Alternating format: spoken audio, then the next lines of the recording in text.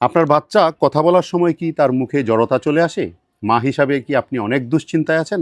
তাহলে আজকের এই ভিডিওটি আপনার জন্য। প্রকৃতিতে আমাদের অগোচরে কত গাছপালাই তো ছড়িয়ে আছে। এর কয়টাকেই আমরা বা চিনি। জংলি উদ্ভিদ হিসাবে আধুনিক সমাজে এগুলো অনেকটাই অপাংতেয়। অথচ এসব উদ্ভিদের প্রায় সবগুলোই কোনো না কোনোভাবে ভেষজ গুণে সমৃদ্ধ। আমার সামনে আপনারা নিশ্চয়ই একটা উদ্ভিদ দেখতে পাচ্ছেন। আজকে এটা নিয়েই আমি কথা বলবো। এর বৈজ্ঞানিক নাম হচ্ছে সিনটেলা এশিয়াটিকা, যাকে ইংরেজিতে সিনটেলা বা ইন্ডিয়ান পেনিওর্ট বলা হয়। এটা এক ধরনের খুব ছোট বর্ষজীবী ভেষজ উদ্ভিদ। আপনারা হয়তো এতক্ষণে উদ্ভিদটি চিনে গেছেন।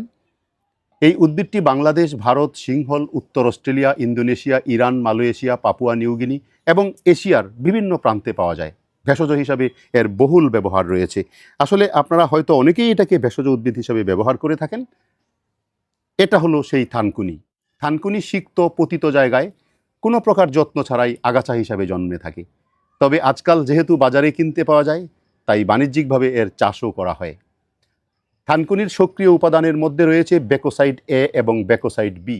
বেকোসাইড বি মস্তিষ্কের কোষের জন্য উপকারী, অর্থাৎ বেকোসাইড বি মস্তিষ্কের কোষকে উন্নত করে এবং স্মৃতিশক্তি ধরে রাখতে সাহায্য করে। আপনি যদি থানকুনি পাতা খান, এর ফলস্বরূপ মানসিক নির্মলতা, আস্থা, বুদ্ধিমত্তা উন্নতকরণে ভূমিকা রাখে। বাচ্চাদের বুদ্ধিমত্তা বৃদ্ধি পায়, ছাত্রছাত্রী ও বয়স্ক মানুষের স্মৃতিশক্তি উন্নত হয়। এই যে থানকুনি দেখেন, এখানে পতিত ভূমিতে এমনিতেই জন্মে আছে এই উদ্ভিদটি। থানকুনি এমনই গুরুত্বপূর্ণ উদ্ভিদ যা ভেষজ গুণে সমৃদ্ধ। এর পত্র নির্যাসে রয়েছে শরীরের জন্য প্রচুর উপকারী খনিজ ও ভিটামিন জাতীয় পদার্থ। থানকুনি পাতার রস নিয়মিত সেবনে ত্বকের তারুণ্যতা বৃদ্ধি পায়। সৌন্দর্য পিপাসুরা ইচ্ছা করলে চেষ্টা করে দেখতে পারেন, দেখবেন ধীরে ধীরে উপকার পাচ্ছেন। আসলে এত চমৎকার একটি উদ্ভিদ হচ্ছে এই থানকুনি। এছাড়া ঘন ঘন জ্বর বা আমাশয় থেকে রক্ষা পেতেও খেতে পারেন থানকুনির রস। এই যে আমার হাতে দেখতে পাচ্ছেন, এটা পানিতে পরিষ্কার করে ধোয়া একটি পাতা। একটা সুন্দর ফ্লেভার আছে, ইচ্ছা করলে আপনারা খেতে পারেন, উপকার পাবেন সুনিশ্চিত। আমাদের অনেকেরই মুখে ঘা দেখা যায়, যেটাকে মেডিকেলের ভাষায় বলা হয় স্টমাটাইটিস। থানকুনি পাতা সিদ্ধ পানি দিয়ে যদি কুলি করেন নিয়মিত, তাহলে দেখবেন মুখের ঘায়ের প্রকোপ অনেকটাই কমে গেছে। এইটাই হচ্ছে সেই থানকুনি পাতা। পুষ্টিকর খাবার খাওয়ার পাশাপাশি প্রতিদিন থানকুনি পাতার 5-7 ফোঁটা রস যদি দুধের সাথে মিশিয়ে খান, দেখবেন ধীরে ধীরে উপকার পাচ্ছেন, কমে যাচ্ছে চুল পড়ার হার। আপনারা একবার ট্রাই করে দেখতে পারেন, আশা করি উপকার পেয়ে যাবেন।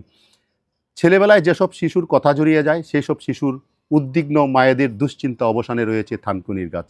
প্রতিদিন 1 চামচ করে থানকুনি পাতার রস গরম করে শিশুকে খাওয়ান, দেখবেন ধীরে ধীরে কথার স্পষ্টতা চলে আসবে এবং অস্পষ্টতা কেটে যাবে।